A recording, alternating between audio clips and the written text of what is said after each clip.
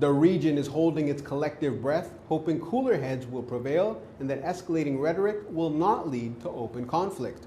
Earlier this week, Iran warned Qatar and Saudi Arabia that if it is attacked, it will retaliate by striking American targets in those countries. And to explain what's at stake for the region, I'm joined on Euronews by Mehran Kamrava, a leading expert on Middle Eastern politics.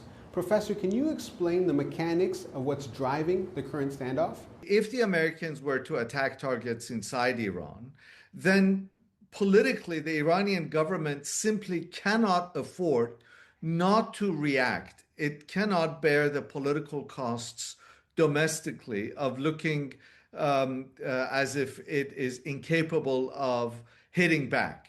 And therefore, it will have to retaliate in one form or another. This is precisely what we saw in 2020 when the Americans assassinated General Soleimani.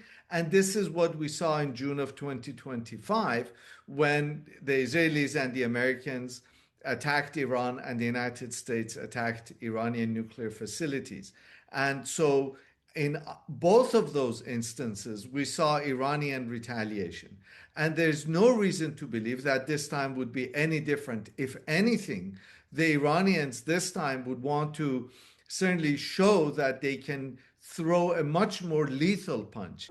And could you explain how any miscalculation now could have serious consequences well beyond Iran and the United States, especially for countries hosting American forces?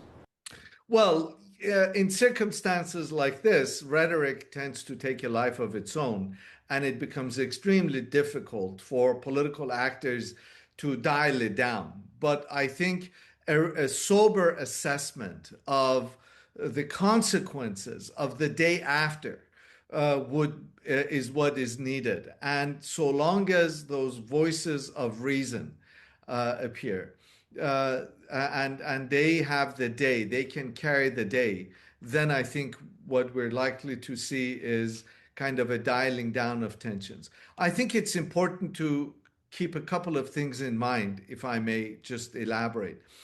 A few days ago, everybody thought that the Iranian government was on the verge of collapse, that the Islamic Republic was a spent force, and it was only a matter of days before it tips over.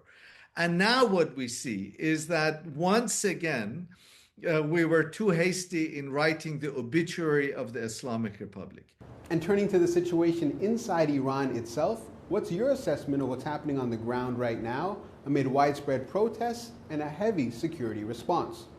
By all accounts, what we hear is that pro-government protesters now by far outnumber anti-government protesters. Now, I think it's important to remember that in order to be more secure, anti-government protesters come out under the cover of night.